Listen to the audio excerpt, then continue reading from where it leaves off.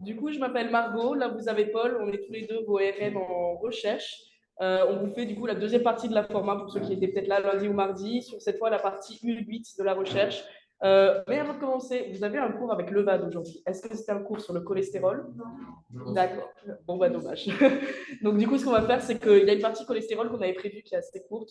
Donc, on passera peut-être un peu plus de temps sur les aquaporines. Et si on a le temps à la fin, on pourra vous faire un petit rubrique vite fait si vous voulez. Mais sinon, dans tous les cas, le diapo, il est disponible, il sera disponible sur la librairie et vous pouvez faire la partie de la format de votre côté si vous voulez les QCM qui sont détaillés et tout ça. Donc, voilà. On va commencer si ça veut bien passer. Ah oui. Quoi? Le micro est bien allumé. Oui, je pense. Donc, du coup, là aussi, vous avez un autre QR code pour le poly-IP. C'est page 11. En fait, vous avez une fiche avec des techniques d'étude des protéines et aussi des techniques d'immunoanalyse. Donc, voilà, on vous la remet là. Si vous voulez vous aider pendant les QCM, ou juste pour vous rappeler qu'elle existe, quoi, elle est pas mal. Donc, voilà. Et on va commencer sur l'immunoanalyse. À chaque fois, on fera des petits rappels de cours et des QCM d'analyse. Donc, au niveau de l'immunoanalyse, le prof, il commence. Je laisse vous montrer. Peut-être qu'on met le cap. Le lien va cap, ouais, voilà. Ceux qui viennent d'arriver, je vous laisse scanner ça vite fait si vous voulez participer au clap, sinon ça sera papier.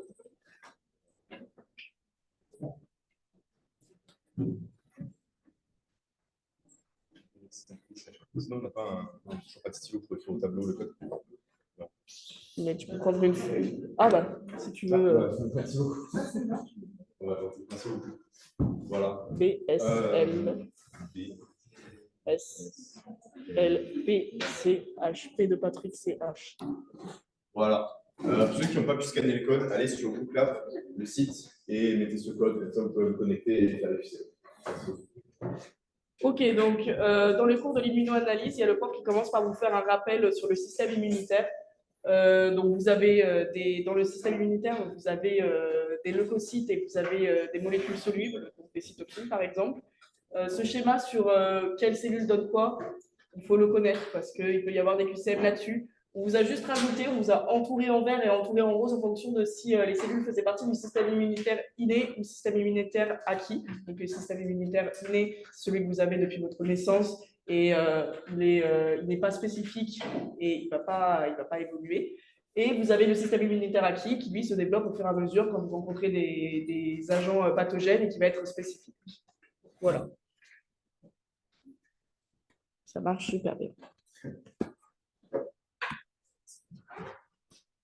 Donc maintenant, on va regarder qu'est-ce qu'un antigène. Donc un antigène, il va être constitué de plusieurs épitopes qui vont être reconnus par le paratope des cellules immunitaires. C'est bien important de comprendre cette distinction entre épitope et paratope. Ils seront reliés par des liaisons spécifiques, réversibles et non covalentes. Pareil, important à retenir. Les épitopes vont se diviser en deux catégories. On a les épitopes B et les épitopes T. Alors, les épitopes B, ils vont être présents à la surface de l'antigène natif. Ça peut être des épitopes séquentiels, mais la plupart du temps, ce seront des épitopes conformationnels. Ça veut dire que le paratope reconnaîtra une forme plutôt qu'une séquence. Voilà, là, on peut les voir à la surface de l'antigène. Hop, on a les épitopes B. Ils seront reconnus sans qu'on ait besoin de dégrader la cellule. Comme ils sont à la surface, il n'y a pas besoin d'ouvrir la cellule pour aller chercher ce qu'il y a dedans. Voilà, et donc du coup, une fois qu'ils sont reconnus, ça permet d'activer les lymphocytes B et ils prolifèrent, ils se différencient en plasmocytes qui du coup produisent après des anticorps. En opposition, plutôt de manière complémentaire aux épitopes B, on a les épitopes T qui, eux, vont être séquentiels. Donc le paratope va reconnaître une suite d'acides aminés. Ils vont être présentés par le CMH. Donc, c'est le complexe... majeur d'histocompatible. Voilà, ça. Comment dire? Pareil, ils vont permettre la prolifération puis la différenciation en lymphocytes effecteurs ou mémoire. Alors ça, normalement, on en a parlé pendant le cours. Ah, il y a des questions. Voilà. Alors, juste, eux, du coup, ils vont être à l'intérieur des cellules. Donc, on va avoir besoin d'ouvrir les cellules pour aller les chercher. C'est ça qui est important. Il y a forcément dégradation des cellules. Oui, et juste du coup sur le système, comment ça fonctionne, vous avez le complexe majeur d'histocompatibilité qui présente l'épitope T, c'est reconnu par une cellule présentatrice d'antigène, et voilà, c'est comme ça qu'après le lymphocyte T se différencie et tout ça. Et dernier point on vous parle d'épitope séquentiel, d'épitope conformationnel. Donc, comme l'a dit Paul, séquentiel, c'est une suite d'acides aminés. Et ce qui est très important de comprendre, c'est que les épitopes séquentiels, ils vont être accessibles en conditions dénaturantes, donc en utilisant un agent réducteur. Ils peuvent être aussi accessibles en conformation native, mais il y a aussi la possibilité qu'ils soient masqués. Par exemple, on pourrait penser que là, cet épitope séquentiel, potentiellement, quand on ne dénature pas la cellule, on ne peut pas le voir. Et c'est le contraire avec les épitopes conformationnels, du coup, qui sont une structure en 3 dimensions. Et une fois qu'on dénature les cellules, bah, on ne peut plus du tout les voir parce qu'ils ont été détruits. Et c'est grâce au pont disulfure aussi qu'on va pouvoir avoir une structure tridimensionnelle. Donc ça, c'est à faire attention dans les QC. Il y a la notion de réaction croisée. Une réaction croisée, c'est quand il y a un anticorps qui va reconnaître plusieurs épitopes. Par exemple, ici, vous avez l'anticorps alpha 5, donc ça, c'est le schéma de troupe, qui reconnaît 2 épitopes différents. Et pourquoi ça peut être embêtant? Ça, c'est parce qu'on perd la spécificité de l'anticorps. Si on prend un anticorps, qu'on veut différencier l'antigène X et l'antigène Y et qui reconnaît les deux, il ne nous sert à rien. Donc voilà, c'est important de le savoir et il faut toujours se méfier dans les QCM qu'il n'y ait pas cette notion. Au niveau des anticorps, ça c'est juste pour vous présenter la structure.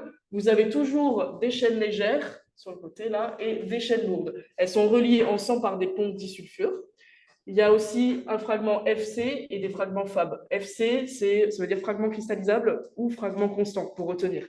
Et Fab, c'est antigène binding. Donc le fragment Fab, c'est celui qui va varier et qui va venir reconnaître l'antigène. Donc c'est là où il y a les paratopes. Et les anticorps, en fait, on peut les classer en différents isotypes. Isotype, en fait, on va les différencier en fonction du nombre de paratopes.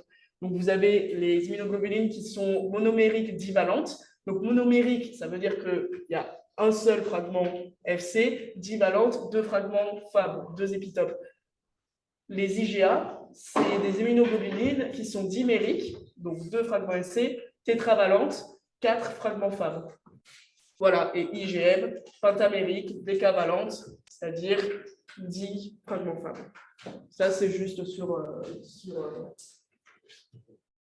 j'ai vu la question. Sur Zoom, j'ai vu une question, mais il n'y avait pas de verbe dans la réponse, donc je n'ai pas compris. Ah. Ok, je vais regarder. Je te remercie. Attends. J'ai une quoi la différence entre la chaîne légère kappa et lambda? Ça me dit rien, honnêtement, je t'avoue. Est-ce que tu l'as vu ça sur le diapo du prof ou sur le polygon? Genre, il y a d'un côté, il y a les IGA, IGE, machin. Ah oui. Côté, Ah bon. Bon, bah mince. Je regarde si vous voulez vite fait à la fin. Attends. Ah merde. Et les fragments Fab, du coup, c'est les paratopes, parce que Exactement, c'est eux qui ont les paratopes qui vont du coup venir se lier aux antigènes. Voilà. Quand on est dans des cas, par exemple, avec des anticorps chimériques, ça vous l'avez probablement vu, c'est plutôt dans le. Voilà. Du coup, ça va être le fragment FC qui sera humain et le fragment Fab qui, lui, sera murin, par exemple. Voilà, qui viendra là-dessous. Ça, c'est vrai qu'on peut vous poser des questions parfois sur ça, donc c'est pas mal de le savoir. Après, ce n'est pas forcément la partie la plus importante du cours. Et je reviens sur une question qu'il y avait sur Zoom là-dessus. Ce système.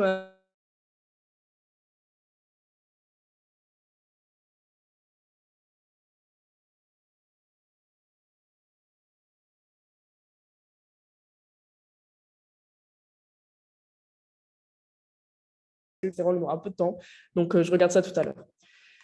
Voilà. Donc, à quoi peuvent nous servir les anticorps dans l'analyse? Alors, tout d'abord, il y a une très grande spécificité entre anticorps et antigènes. Ça va nous permettre notamment de faire des marquages au fluorochrome, chromogènes solubles, etc. Ça peut aussi nous permettre de faire des détections quantitative ou qualitative d'AG ou d'AC. Alors ça, on l'a abordé un petit peu plus sur la formation UE11, pour ceux qui étaient là, avec les techniques d'analyse. Ça va aussi nous permettre de mettre en évidence une réaction entre l'antigène et l'anticorps. Voilà, donc ça, c'est l'immunoprécipitation, immunoagglutination, immunolyse. Oui, pardon, je n'arrive pas à lire. Voilà, on peut s'en servir pour faire des purifications, que ce soit des purifications d'anticorps avec une chromatographie d'affinité où on aurait des antigènes sur la colonne, ou à l'inverse, d'utiliser une colonne avec dessus des anticorps pour purifier une protéine qui présente certains antigènes. Voilà. L'analyse fonctionnelle, ça peut nous servir pour ça aussi, pour savoir à quoi, quelle est la fonction de la protéine, voilà. quel est son comportement. Donc, est-ce qu'elle sécrète des molécules? Donc ça, c'est cytométrie et ELISpot. Ouais. Donc voilà, donc on commence avec tout ce qui est mise en évidence de la présence ou non d'une protéine. Donc il y a deux techniques. Dans l'immunoempreinte, on va avoir le dot blot et le western blot. Donc on commence par le dot blot, c'est une technique qui est semi-quantitative. Pourquoi on parle de semi-quantitative? Parce qu'on ne va pas pouvoir voir la quantité exacte, mais on peut faire des comparaisons. C'est-à-dire qu'en fonction de la largeur de la tâche, on va savoir s'il y a plus ou moins de quantité de protéines. Il faut bien garder en tête en QCM que ça nous permet uniquement de voir la présence ou non d'une protéine. Comment ça fonctionne? On met notre extrait brut sur un gel, sur un filtre de nitrocellulose. On a des anticorps qui sont dirigés contre la protéine d'intérêt et qui sont marqués. Donc, très souvent, c'est marqué avec un deuxième anticorps. Anticorps, du coup, on parle de marquage indirect, puisque c'est un premier anticorps qui se lie à la protéine, un deuxième qui vient reconnaître le deuxième anticorps. Et on peut voir les colocalisations de molécules en utilisant plusieurs anticorps qui sont marqués différemment. Ce qui est très important en fait avec le dot blot, c'est qu'il n'y a pas d'étape de dénaturation. Donc, on n'a pas, c'est une technique qui va nous permettre de voir en fait les épitopes qui sont conformationnels. Ça, c'est génial. On peut voir aussi la plupart des épitopes séquentiels à condition qu'ils ne soient pas masqués. Et à côté, du coup, vous avez le western blot où c'est globalement la même chose, sauf qu'on rajoute une étape où on va mettre notre extrait brut sur un gel d'électrophorèse SDS-phage. Ça va nous permettre en fait d'avoir un indice sur la taille de la protéine. On peut mettre des marqueurs de taille, ça ressemble à ce qu'on a fait en UE11. Et ce qui change aussi, c'est qu'à cause de cette étape de SDS-phage, on a une étape de dénaturation. Donc là, on pourra uniquement voir les épitopes séquentiels. Donc, ce sera impossible de voir s'il y a un épitope qui est conformationnel, vous ne verrez pas de marquage. Et si c'est bon là-dessus, on peut faire un petit QCM juste pour illustrer ça. Donc, ça, c'est PurePan 2016, si vous voulez le voir en même temps. Donc, on vous parle d'encéphalie de limbique, qui est une maladie auto-immune sur le système nerveux central caractérisée par la présence d'auto-anticorps dans le liquide céphalo-rachidien LCR. On a deux patients A et B, on a pris leur LCR, LCR-A, LCR-B, et on veut identifier la cible antigénique de ces auto-anticorps.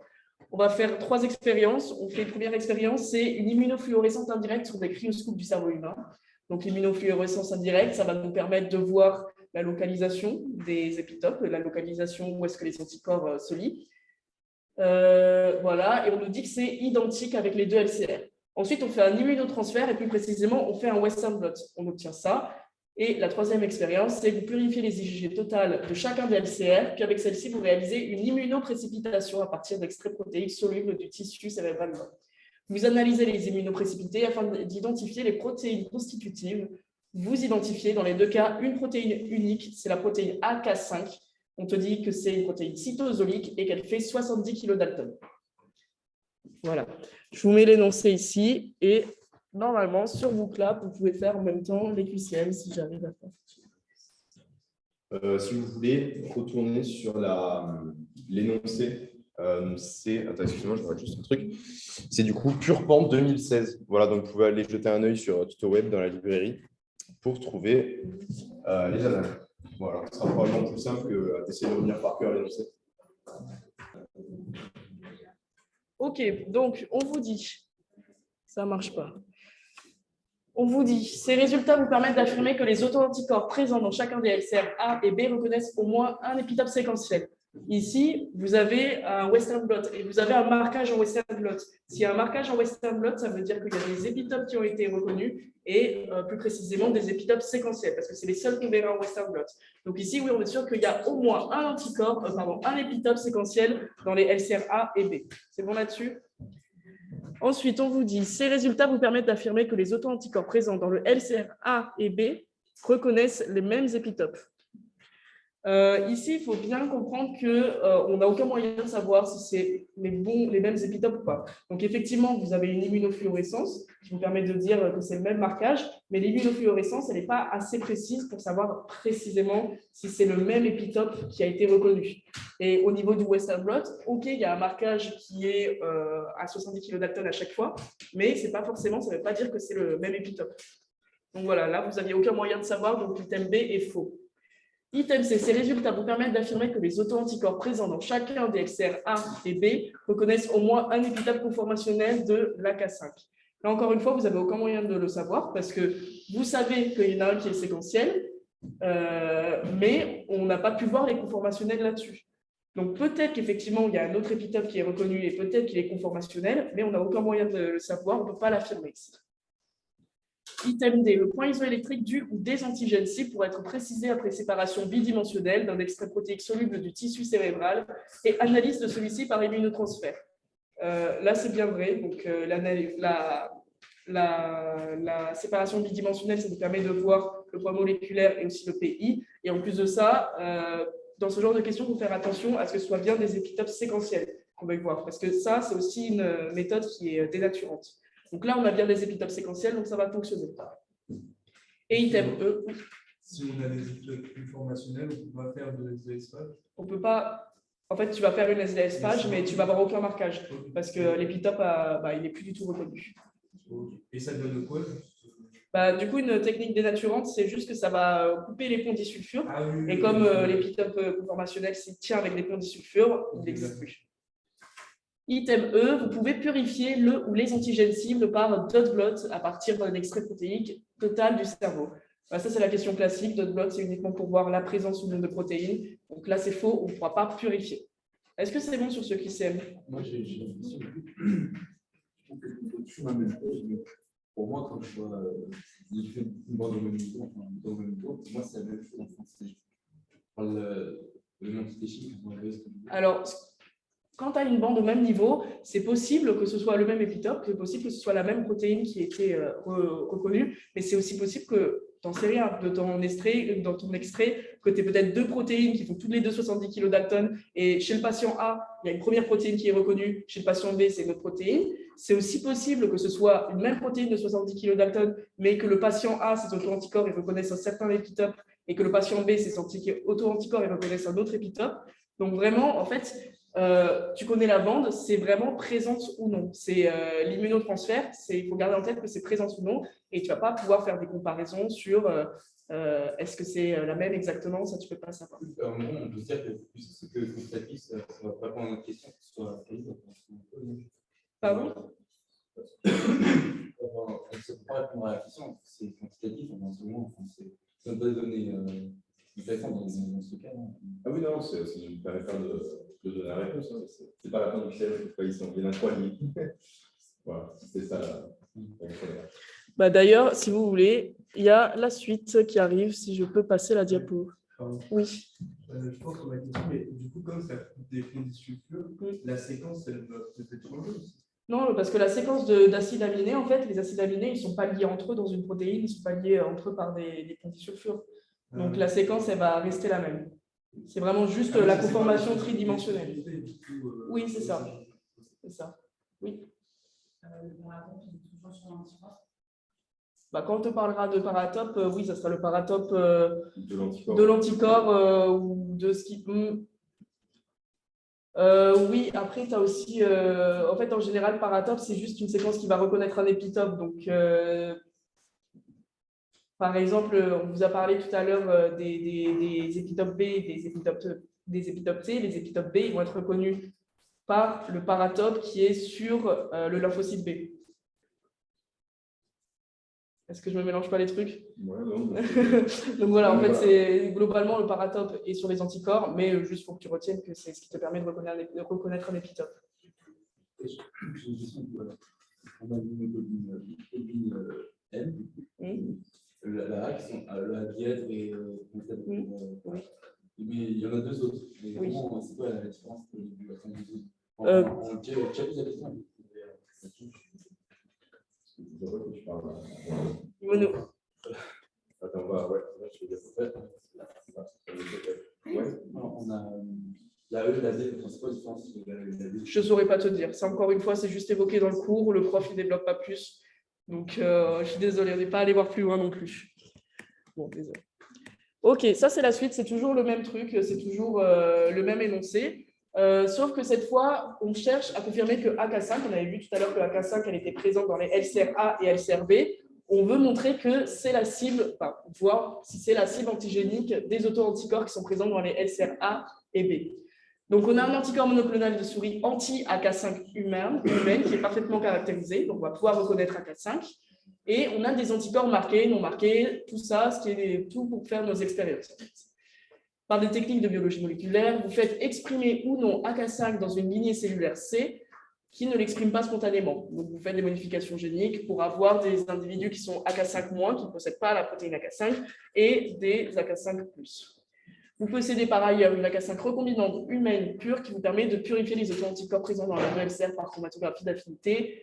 Vous pouvez utiliser les anticorps ainsi purifiés, mais aussi le LCRA non retenu par la colonne. C'est le LCRA déplété, c'est juste là. Le LCRA non déplété, en fait, il sert de témoin ici.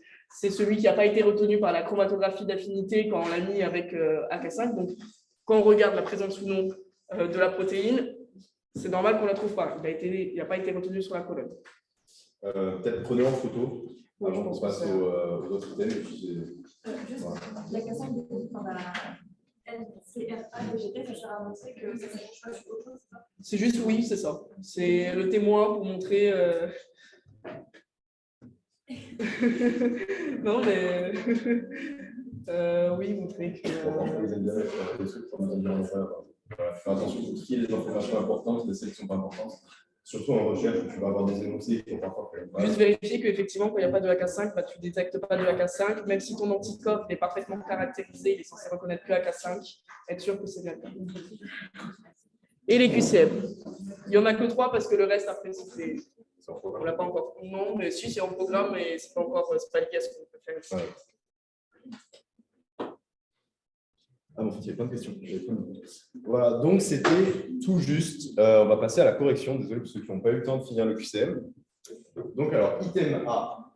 L'AK5 est un antigène cible des auto-anticorps présents dans le LCR-A. Alors, ici, si on regarde l'immunotransfert de AK5 dans l'extrait LCR-A, donc celui à gauche, on voit que ça fait apparaître une bande. Donc, effectivement, il y a bien une liaison entre les auto-anticorps du LCR-A et la protéine AK5. Donc, c'est bon.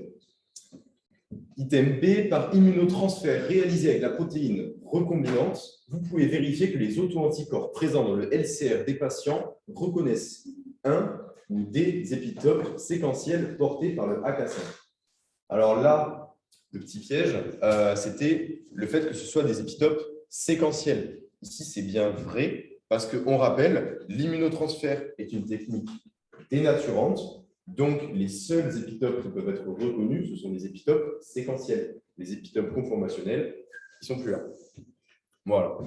Item C. En immunofluorescence indirecte sur cryocoupure du cerveau, vous pourriez déterminer grâce à un double marquage que les cellules reconnues par les auto-anticorps présents dans le LCR et par l'anticorps monoclonal anti-AK5 sont les mêmes. Alors, ça, c'est l'item qui fait mal au crâne. Voilà. Mais d'après les expériences qu'on a effectuées, on peut savoir que les auto-anticorps qui sont présents dans le LCR-A, ils vont se lier à AK5. Donc ici, une des hypothèses possibles pour expliquer le fait que ces anticorps soient des anticorps monoclonaux anti-AK5. Oula, je me suis raté. Une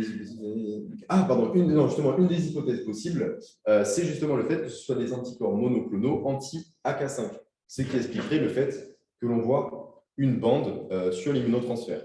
Voilà. On pourrait faire une immunofluorescence indirecte, du coup, qui nous permettrait de comparer la localisation de ces deux anticorps pour venir confirmer ou non notre hypothèse. Donc, c'est vrai.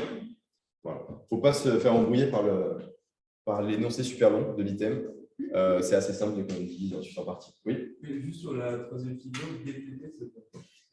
On a fait une chromatographie d'affinité en fait avant, et c'est ce qui n'a pas été retenu sur la chromatographie d'affinité. C'était une chromatographie d'affinité pour retenir, qui était affine avec la protéine AK5, donc ça nous sert juste de témoin. Voilà. DPT, c'est pour dire que ouais, il n'y a plus la protéine. Enfin, il n'y a plus le. C'est ça. Voilà. C'est juste ça. Pourquoi c'est un témoin si on n'a pas de... C'est pour montrer que effectivement, quand on n'a pas de protéine AK5, bah, les anticorps anti-AK5 ne reconnaissent rien. Donc, voilà. C'est pour prouver que c'est bien avec AK5 que ça réagit aussi. Voilà, même si c'était pour moi, c'est déjà assez clair. C'est bon là-dessus? Ok, donc on va passer à la suite, toujours si j'arrive à passer les diapos. Oui, les techniques ELISA, donc il y en a plusieurs. Petit schéma pour essayer de ne pas toutes se les mélanger. Donc les techniques ELISA, on peut les utiliser pour faire une analyse quantitative. On peut quantifier, on peut doser les antigènes solubles ou les anticorps. Pour doser les antigènes, on va faire une ELISA sandwich. On va un peu plus détailler juste après. Et pour les anticorps, on va faire une ELISA indirecte. Et pour quantifier tout ça, on va utiliser une spectrophotométrie. On va regarder la densité optique. Et il y a le troisième type d'ELISA, c'est l'ELISpot. Ça permet de numérer le nombre, du coup, compté, de cellules sécrétrices d'antigènes. Donc, si on les détaille un petit peu plus, l'ELISA sandwich, c'est toujours la même méthode, donc on ne va pas détailler à chaque fois, mais on a un puits, on va le recouvrir d'un anticorps 1, c'est l'anticorps de capture. C'est celui qui va être spécifique avec l'antigène qu'on veut doser. On a un deuxième anticorps qui est l'anticorps de révélation. Il va venir se fixer sur un autre épitope de l'antigène et c'est celui qui va pouvoir c'est celui qui nous permet de voir si l'antigène est bien présent ou non, parce que sinon on n'a aucun moyen de savoir. Comment on fait pour révéler plus précisément? En fait, l'anticorps de révélation, il est lié à une peroxydase. Donc une peroxydase qui est une enzyme qui permet, lorsqu'on la met en présence de son substrat, elle va permettre de produire un produit soluble coloré. Et ce produit soluble coloré, en fait, on va faire une spectrophotométrie et ça nous permet de voir la quantité de peroxydase qu'il y avait, donc la quantité d'anticorps de révélation qu'il y avait, donc la quantité d'antigène qu'il y avait. C'est un peu une réaction en cascade. Donc, en gros, il faut retenir que la quantité de produits solubles qu'on a, elle est directement proportionnelle à la quantité d'antigènes qu'on a et qui ont été retenus par les anticorps de capture. C'est bon là-dessus? Cette technique, on ne la fait pas sur des cellules lysées, donc on peut uniquement voir les protéines membranaires. Ça, c'est important quand on vous demande la localisation d'un antigène. Et surtout, il n'y a pas d'étape de dénaturation. Donc ça, c'est tout ce qui est, encore une fois, les épitopes conformationnels et séquentiels. Oui, juste un petit truc. C'est assez important, voire très important, de bien réussir à faire la différence entre l'anticorps de capture et l'anticorps de révélation. Parce que très souvent, dans les QCM, on va essayer de piéger en inversant l'un et l'autre, en disant que la peroxydase, elle est sur l'anticorps de capture, etc.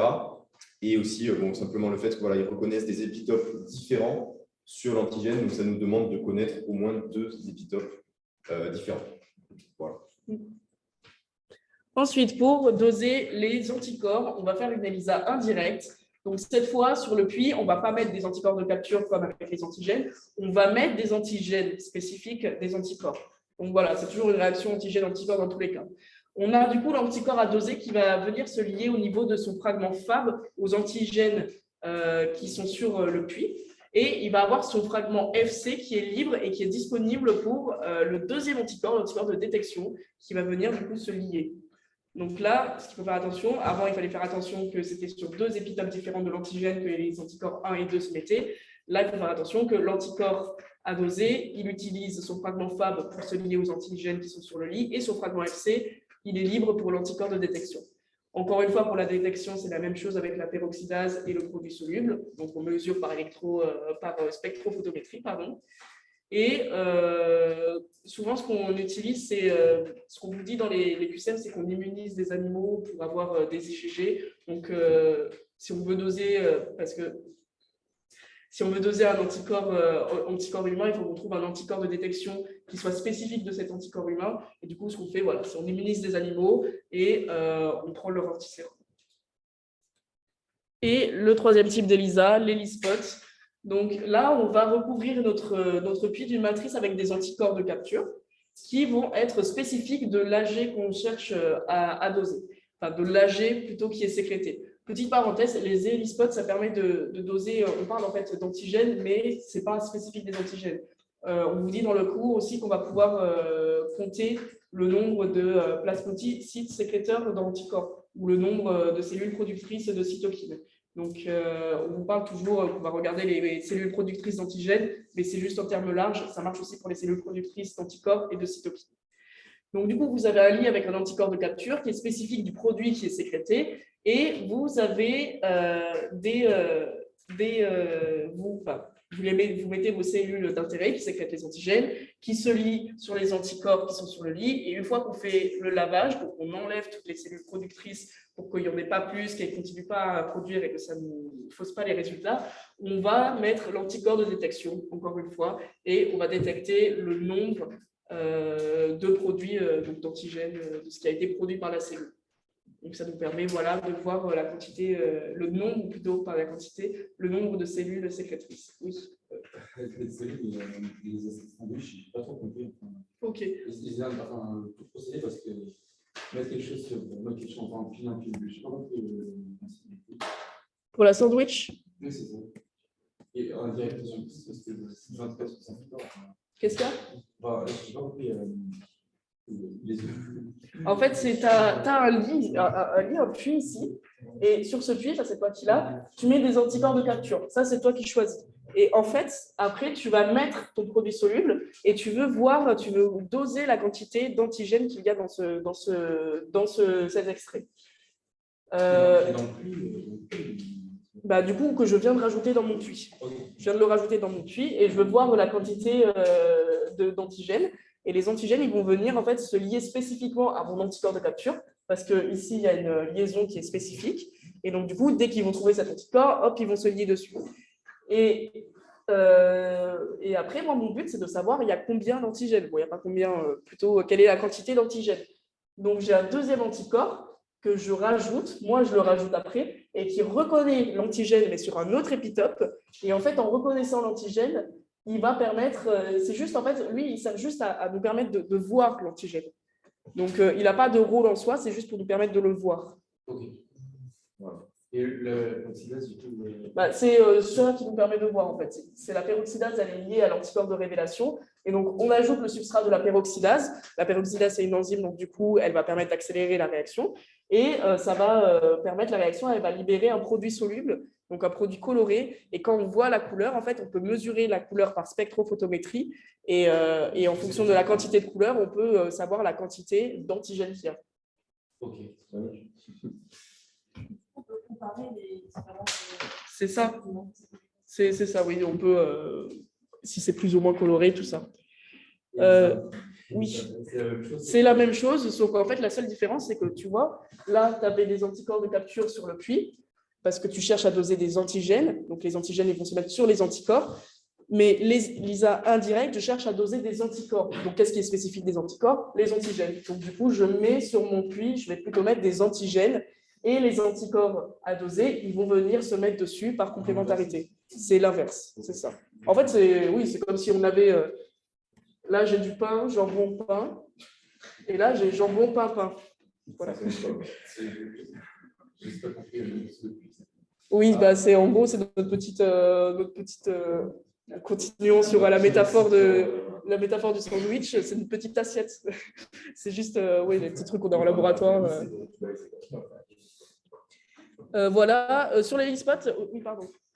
Juste sur la diapo précédente, l'anticorps de détection, il reconnaît pas de l'autre anticorps. Il reconnaît FC. Ah, FC, pardon. Voilà. L'anticorps de détection, c'est pas forcément lui qu'on voit directement. Ça, c'est pour ça qu'il y a des peroxydases. C'est ça. En fait, l'anticorps de détection, ça reste un anticorps, on ne peut pas le voir. On le voit seulement parce qu'il y a la peroxydase dessus, ou s'il y a un fluorochrome, ou si ça marche, tout ça. Mais dans les... Qu'est-ce qu'il y a? C'est de Paul. C'est ça, oui, c'est ça. Oui, parce qu'on ne peut pas mettre directement la peroxydase si on ne sait pas de quoi, si on ne connaît pas assez notre anticorps à doser, tout ça. Oui, oui, bien sûr. Non, ce n'est pas le FC qui change, c'est juste que ce qu'on a dit, c'est que l'anticorps de détection, il va venir se lier sur le fragment FC de l'anticorps à doser. Parce que les fragments Fab de l'anticorps à doser, ils sont déjà utilisés pour reconnaître les antigènes qui sont sur notre puits. C'est pour ça d'ailleurs que c'est important, juste pour revenir sur ça, comme le fragment FC il est constant, c'est toujours le même pour tous les anticorps. Théoriquement, l'anticorps de détection, il peut se fixer sur n'importe quel anticorps. C'est pour ça que c'est important qu'il soit lié sur les antigènes. Parce que sinon, on doserait n'importe quel anticorps, on ne saurait pas lequel on dose. Voilà. Et du coup, ELISpot, il y a un truc qui est vraiment différent avec les deux autres types ELISA, c'est qu'ici, quand on va utiliser l'anticorps de détection, pareil, il y aura une enzyme, et par contre, ça va donner un produit coloré insoluble. À chaque fois, c'était soluble pour l'ELISA sandwich et l'ELISA indirect. Mais là, ça va être insoluble. Donc, qu'est-ce que ça veut dire? C'est que quand on va regarder nos résultats, ça va faire des petites taches comme ça. Donc là, il y a du produit soluble qui a été libéré, là aussi, et ça nous permet en fait de voir plus précisément où est-ce que les cellules sécrétrices sont. Donc voilà, la couleur elle reste localisée, elle ne se diffuse pas comme avec un produit coloré soluble. Et le fait que ça fasse des points, ça va nous permettre aussi de compter le nombre de cellules qui vont sécréter l'antigène. Parce que si ça se diluait et que c'était soluble, on ne pourrait pas savoir. Alors que là, simplement en comptant le nombre de points, eh bien, on peut savoir le nombre de cellules qui sécrétaient de l'antigène. Alors, c'est un peu difficile de compter parce que parfois les points ils vont être les uns sur les autres. Mais déjà, ça va nous permettre d'avoir une idée assez exacte quand même du nombre de cellules. Ouais, c'est pour ça que du coup, ELISpot, on parle bien de numération et les deux autres ELISA, on parle de quantification de dosage. Est-ce que c'est bon sur les types d'ELISA? J'ai une question, moi.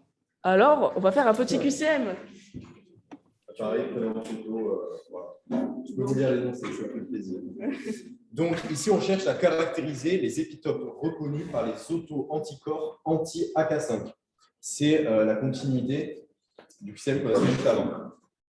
L'AK5 présente un domaine fonctionnel localisé sur la portion de la protéine qui s'étend de l'acide aminé 378 à l'acide aminé 500.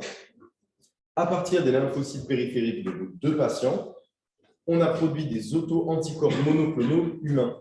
On dispose maintenant de 2 clones hétéro-hybridome issus du patient A et 3 clones issus du patient B. On va tester AK5. Du coup, on va tester sur AK5 et sur les portions NH2- et COH terminal de la protéine. Non, c'est NH2 et COH terminal. Voilà, respectivement. Et ça va nous donner les résultats suivants. Voilà. Tout le monde a pu prendre en photo? Super. Donc maintenant, on va vous laisser un petit peu de temps pour faire les QCM et pensez à mettre vos réponses sur Moodle dès que vous avez fini. On voit. Du coup, si vous voulez, on peut passer à la correction. Alors. Bon, c'est un peu le bazar cette diapo, mais bon. On vous dit, premier item, les deux patients possèdent des lymphocytes capables de générer des auto-anticorps dirigés contre plusieurs épitopes portés par l'AK5. Ça, c'est vrai. Pourquoi? On vous dit, les deux patients qui auraient des anticorps qui visent plusieurs épitopes. On regarde d'abord avec le patient A. On voit que le patient A, donc, on voit en fait, au niveau de l'explication des figures, on va peut-être plutôt commencer par ça.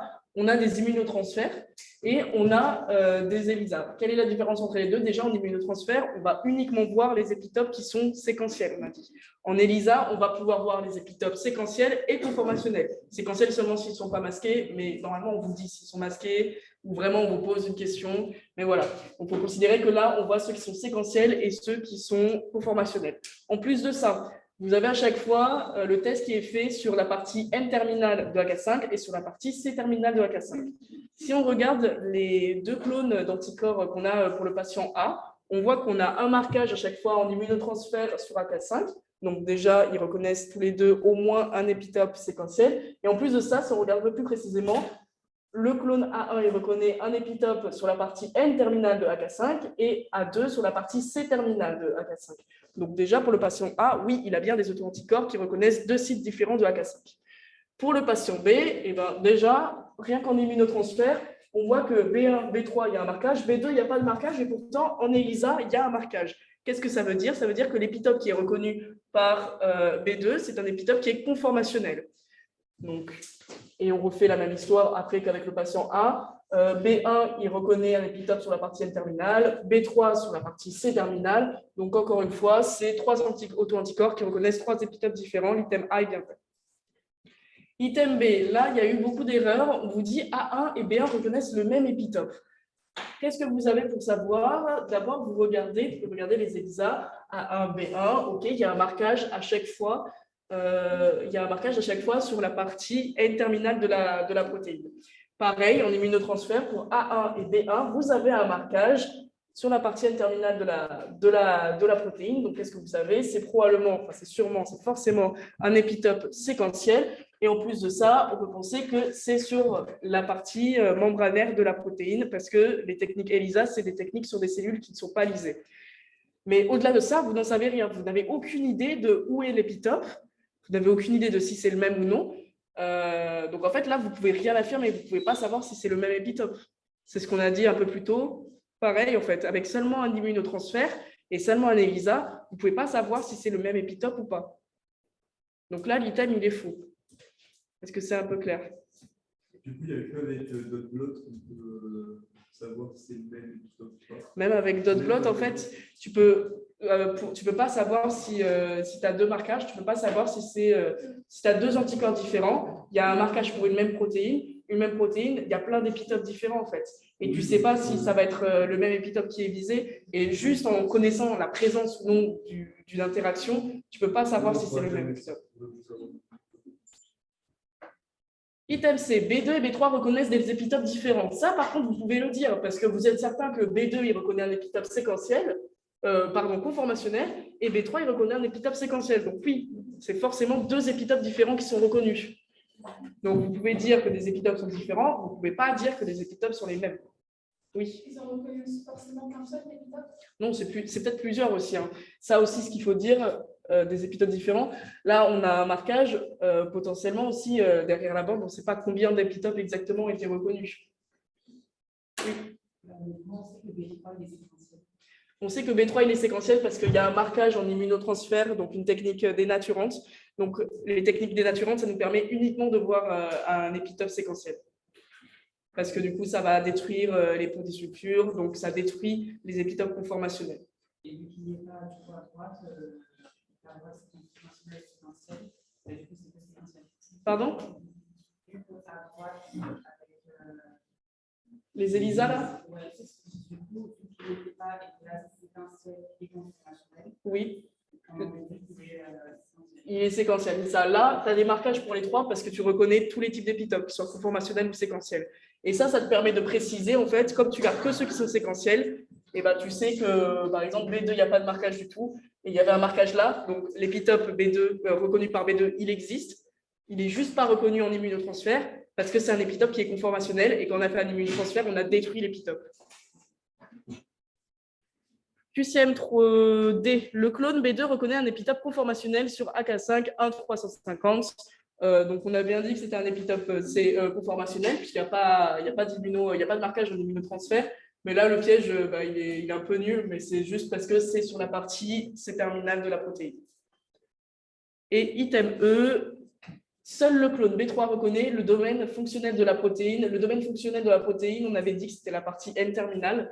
Donc, ce qui s'étend de 351 à 550 acides aminés. Non, la partie C-terminale, du coup, je crois que je me suis confondue. Et donc, du coup, non, vous savez que vous avez aussi A2. Et chez le patient B, vous avez aussi B2. Il faut penser à regarder un ELISA aussi. Donc, B2 qui reconnaît aussi sur le domaine fonctionnel de la protéine, juste qui reconnaît un épitope conformationnel. C'est bon sur ce QCM? Ok, on passe à la suite. Ok, on va accélérer. Ça, on ne va pas le faire. Vous pouvez le retrouver dans la librairie, dans tous les cas. Et on va faire la dernière partie sur l'immunoanalyse. On parle vite fait de la cytométrie. En fait. Donc, la cytométrie en flux. En flux. La cytométrie en flux, ça va être une technique de séparation cellulaire en fonction des antigènes. Donc, ils peuvent être membranaires, intracellulaires ou sécrétés. En gros, voilà, ça c'est le schéma un petit peu de la technique. Ça va nous permettre, en fait, on fait rentrer plein de cellules et à la sortie, on va les diviser dans plusieurs catégories selon les antigènes qui sont membranaires, intracellulaires ou sécrétés. Voilà. Donc, comme indiqué là, on va marquer les antigènes par des anticorps couplés à des fluorochromes différents. Donc, en gros, selon l'antigène, les cellules vont briller de couleurs différentes.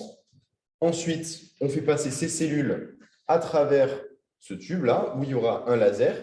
Le laser, il va pouvoir déterminer quelle est la couleur, quelle est la taille et quelle est la granulosité de la cellule. En fonction de ça, ce sera ensuite trié dans des petits tubes à essai et ça va donc nous permettre, en quelque sorte, c'est aux cellules ce que la chromatographie était aux protéines. Voilà. On va trier selon ce qu'elles produisent, selon leur nombre, la taille, etc. Voilà. Bon, ça, c'est juste sur le rôle des différents agents qu'on utilise, mais c'est juste pour votre culture personnelle. On n'a pas de questions là-dessus en plus. Oui. Et bien ça, je sais.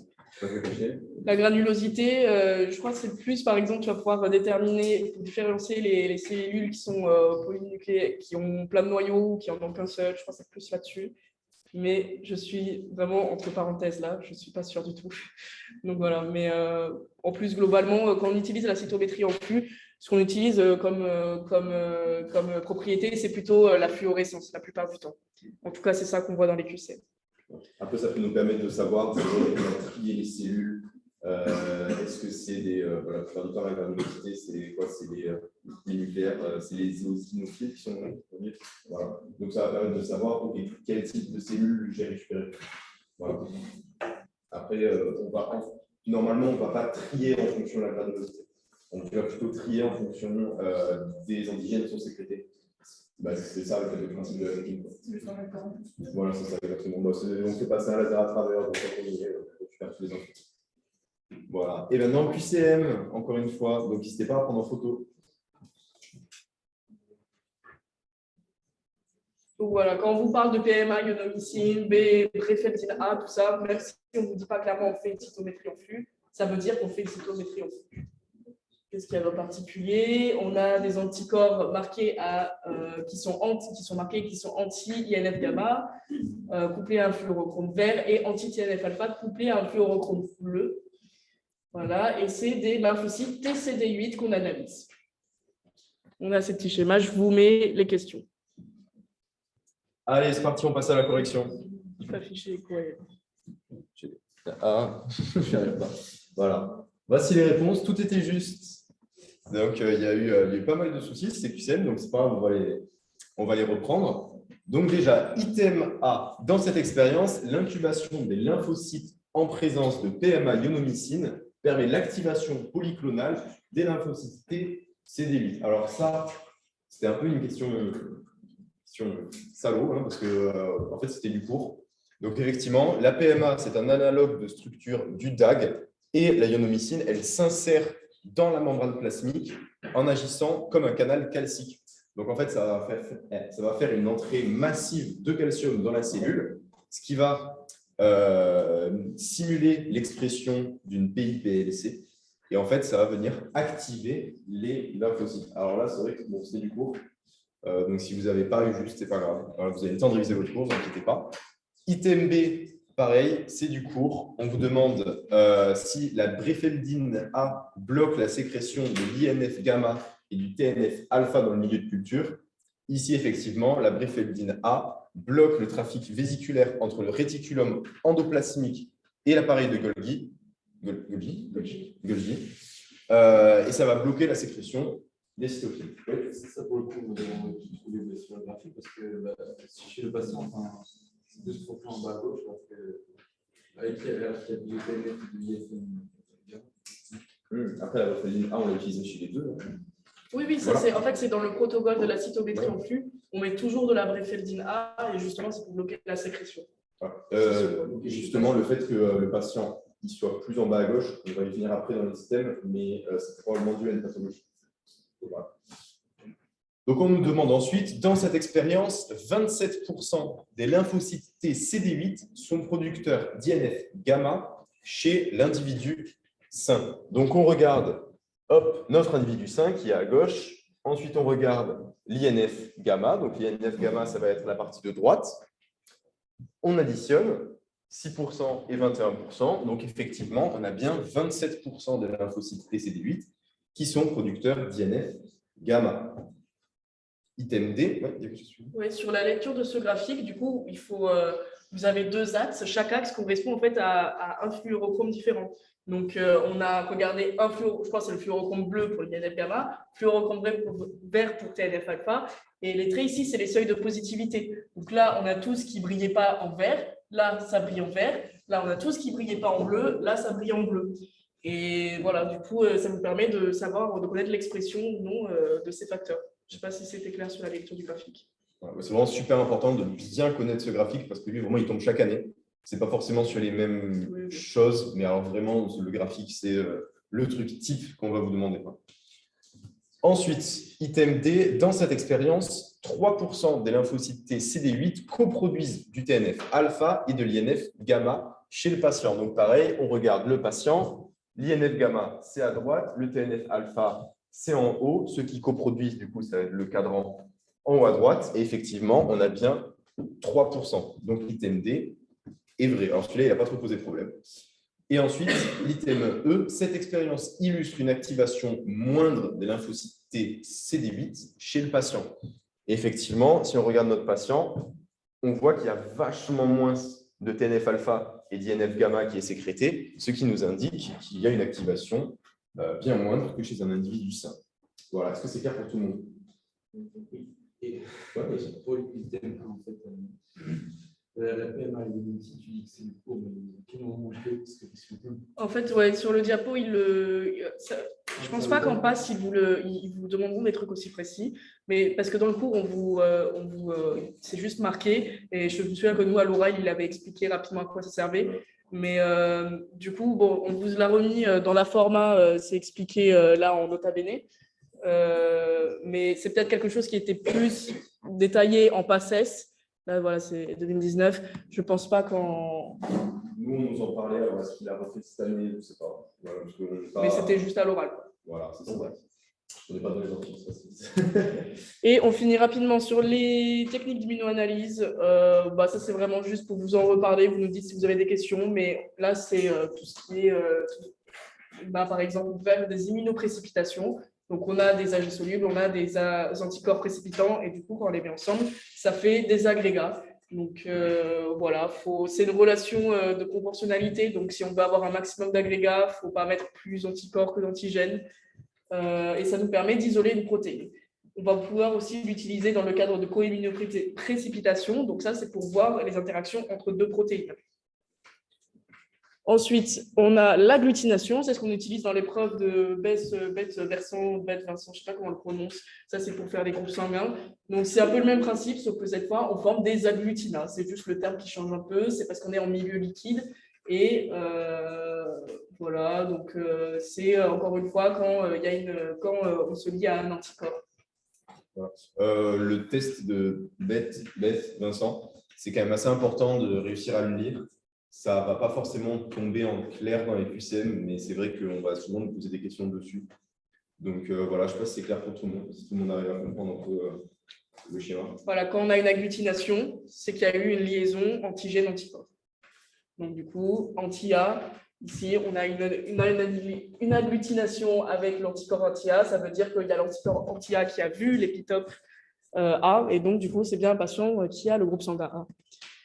Je ne vous fais pas ce QCM parce que comme ça, on passe aux aquaporines. Et vous l'avez encore une fois dans la format qui sera sur la bibliothèque.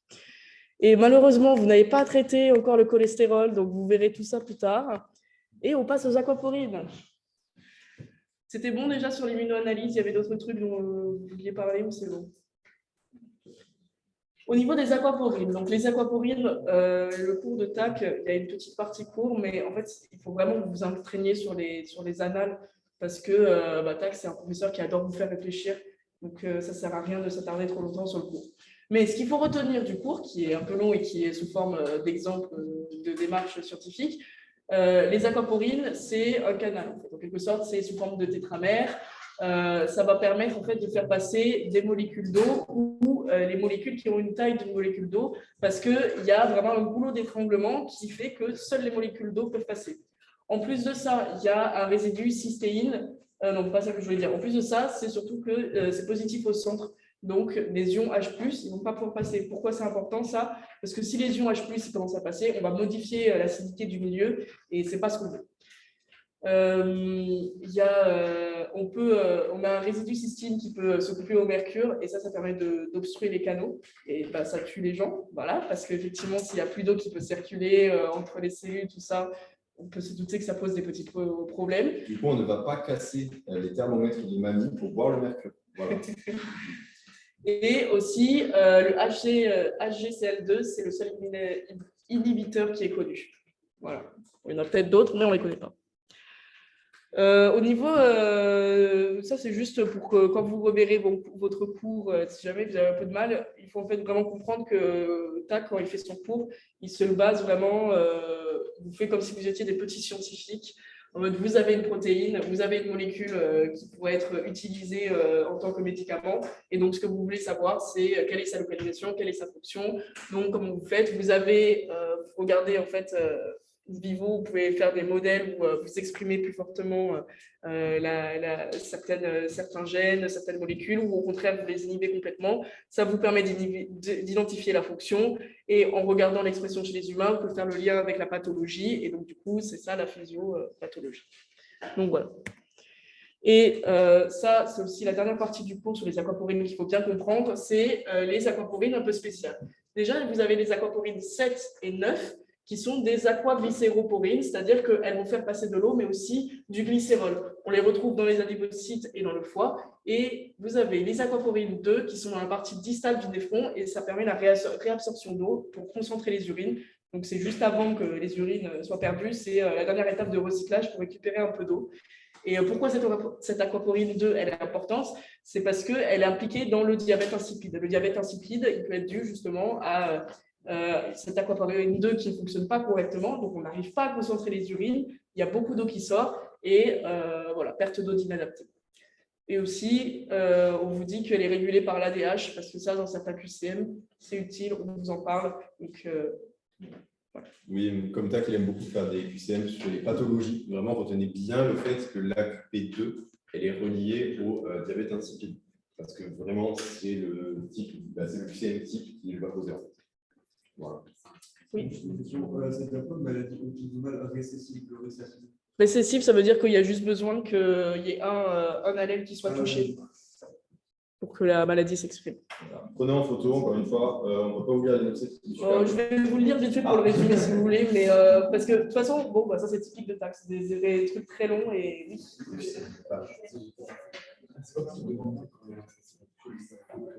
Qu'est-ce qu'il y a?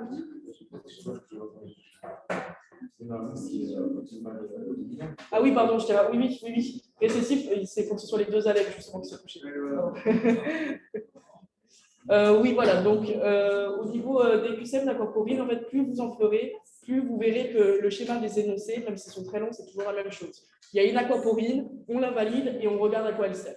Donc là, on a deux aquaporines, aquaporine 1 et 2, et 4, pardon. Et on va faire des tests sur des souris qui sont homozygotes pour une invalidation ou hétérozygotes pour la validation de l'aquaporine. Pareil pour l'aquaporine 4. Je regarde ce qui est important. Alors, qu'est-ce qu'on a? On a la croissance pondérale des souris, donc leur masse corporelle, comment elles ont grandi, en fonction de si elles sont inhibées, si on a inactivé l'aquaporine 1 ou non. Pareil, vous avez des photos de la différence des souris en fonction de si elles expriment l'aquaporine 1 ou si elles ont une mutation sur les deux allèles pour l'aquaporine 1. Et après, c'est les régimes, on les a nourris plus ou moins. Donc là, Attends. Ah non, ça c'est le truc d'après. Ok, figure de V pour l'instant. C'est bon. Et après, on a mesuré la perméabilité osmotique. Donc, la perméabilité osmotique, c'est juste là, en fonction de si elles sont mutées pour les aquaporines 4 ou non. On a regardé aussi les contenus des sels, le contenu sécal et les sels excrétés. Donc voilà, ça c'est en gros pour résumer l'énoncé. Je vous mets les QCM. Oui. Ah non, je ne l'ai pas marqué. Voilà. Je vais chercher. Je vous dis. Mais on peut passer à la correction si vous voulez. Alors,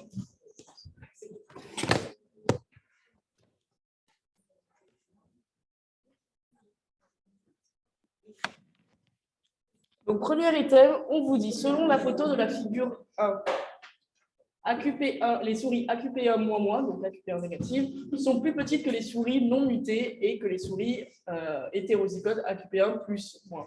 Oui, il suffit de regarder la photo, là effectivement c'est bien vrai. Connaissant le rôle des aquaporines dans les transferts d'eau, on en déduit que les souris sont déshydratées. Là, on sait juste qu'elles sont plus petites. C'est vrai que les aquaporines, c'est pour le transport d'eau, mais on n'en sait rien du tout si elles sont déshydratées ou non. Ça peut être lié à autre chose. Et en plus, il faut que vous sentiez que c'est lié à autre chose parce qu'on vous parle quand même, on vous montre des trucs sur la masse corporelle et sur les selles. Donc, il y a plutôt des chances que ce soit au niveau du tube digestif. Donc, item B est faux. Item C, si l'impact de l'invalidation du gène AQP1 s'exprime de façon autosomique récessive, on s'attend à ce que la courbe de croissance des souris AQP1 plus moins soit superposable à celle des souris AQP plus plus. Donc là, c'est bien vrai. Voilà, donc déjà, on peut penser qu'effectivement, il s'agit la validation. Quand on voit en fait les souris, quand on regarde la taille des souris, on voit qu'il n'y a que les souris AQP1 moins qui sont touchées vraiment et qui semblent être touchées. Donc du coup, au niveau de leur masse corporelle, la courbe des souris AQP1 plus moins sera superposable à celle des souris non mutées. Item D, d'après la figure 2A, un régime riche en lipides provoque une augmentation pondérale d'eau moins 30% en 8 jours chez les souris non mutées et chez les hétérozygotes plus moins. Donc, on regarde sur la figure 2 et effectivement, ici, 8 jours, je suis perdu, blablabla, de moins 30% en 8 jours, c'est pas la bonne figure. Mais bon, c'est sur l'autre figure qui doit être là. J'ai pas compris parce qu'on parle de mutation inactivante. Oui. En fonction de si tu as fait la mutation inactivante sur les deux allèles ou non. Plus tout va bien. Plus ou moins si tu as inactivé sur un allèle et pas sur l'autre. Et moins si tu as inactivé sur les deux, il y a plus rien. Justement, on avait justement donné l'exemple de la métocratie. Et on avait dit que ça empêchait, enfin, ça empêchait la récepteur et que ça va amener des bêta-cycles. En fait, je sais pas. Ouais, donc, je ne comprends pas ce que tu fais. Ouais, du coup, quand c'est Plus, c'est des souris non mutées. Ouais, moins, c'est tranquille. Il y a pas de mutation. Ah non, moins, c'est justement, ça a été invalidé. On a moins, en fait, ça n'indique pas est-ce que ça a été muté ou non, ça indique est-ce qu'il y a l'aquaporine ou non. Voilà, plus il y a l'aquaporine sur les deux, moins c'est l'aquaporine sur les deux. Voilà, vous voyez, c'est un peu à contresens. Et du coup, item D, oui, c'est bien, en 8 jours, c'est là, on regarde de moins 30%. Je sais bien lire, je sais pas. De moins 30% en 8 jours sur les souris non mutées. Pourquoi c'est vrai? C'est pas grave, c'est peut-être. Vous l'avez vu ou pas? Moi, je sais plus. Ouais. Oui. Oui. Sur la figure 2, il n'y a pas une certaine nombre de jours, mais on voit juste qu'il y a c'est très là, on dépasse 30%. Oui. Attends, mais. Oui, c'est ça. Ah oui, mais c'est peut-être revenir en arrière. En fait, ouais, je suis con. C'est juste en fait vraiment dans l'énoncé, on doit dire que c'est 8 jours de régime. Voilà. Bon, merci. Ok, et item D, dans la figure 2A, l'absence de prise de poids chez les souris AQP1 moins après 8 jours d'un régime riche, blablabla, ne peut pas augmenter de 30% en 8 jours. Du coup, chez les souris non mutées, on a effectivement là, ce qu'il faut prendre en compte, c'est pas. Attends. Après 8 jours de régime riche en lignine normal, car le poids d'une souris ne peut pas. Ah oui. Non, en fait, là, effectivement, on voit que chez les souris non mutées, on a une augmentation de 30%, donc c'est possible. Là, si ça ne se passe pas chez les souris qui sont mutées, c'est pour d'autres raisons. Ouais. Et toujours avec le même énoncé, vous avez la suite du QCM que vous pouvez faire rapidement s'il y a des questions. On va essayer de retrouver les analyses. Ah, ça va être l'heure? Oui, bon, rapidement, ou alors si vous voulez, on le fait directement ensemble. Ok, bah, vous avez 2 minutes top chrono. Ok, on vous dit, item A, d'après la figure 2A, les souris AQP1-, pourraient présenter un défaut d'absorption digestive des lipides. C'est bien le cas. Ici, on voit qu'en fait, on n'a pas d'augmentation de masse quand on leur donne un régime riche en lipides. Donc, on peut penser que les lipides ne sont pas du tout assimilés. Item B, d'après la teneur en eau des sels prélevés au niveau du sécom, donc ici, cette figure, l'absence d'AQP4 fonctionnel diminue l'absorption d'eau dans l'intestin grêle. Du coup, au niveau du sécom, là, ça va être ces deux graphes. Donc, on voit qu'il n'y a pas de différence significative entre les souris mutées et les souris non mutées. Donc, non, cet item, il est faux. Par contre, au niveau des sels écrétés, on voit qu'effectivement, il y a une différence d'eau dans les sels. Et on va voir un peu plus tard, je crois que c'est la question juste après. Oui, voilà. D'après la teneur en eau des sels excrétés, l'absence d'AQP4 provoque un défaut d'absorption d'eau dans le côlon. Et ça, c'est bien vrai. Les sels excrétés, du coup, on voit qu'il y a eu une perte d'eau, qu'il y a une réabsorption d'eau qui est plus importante chez les souris non mutées, et que cette réabsorption d'eau, elle se fait entre le sécom et entre les sels excrétés. Donc là, c'est votre anatomie. C'est que c'est au niveau du côlon qu'il y a de la réabsorption d'eau qui se fait chez les souris non mutées et pas chez les souris AQP4 -.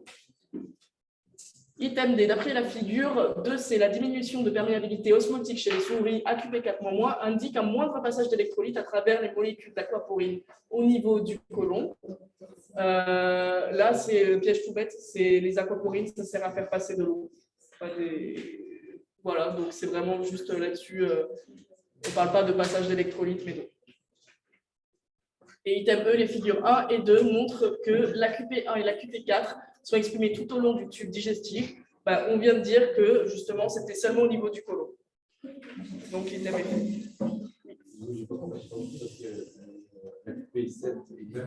Oui. Oui. Enfin, attends, pardon. Le glycérol, c'est 9 mètres. Donc, c'est pas un mètre. Pardon, avant de partir, s'il vous plaît, vous pouvez scanner ça. Voilà.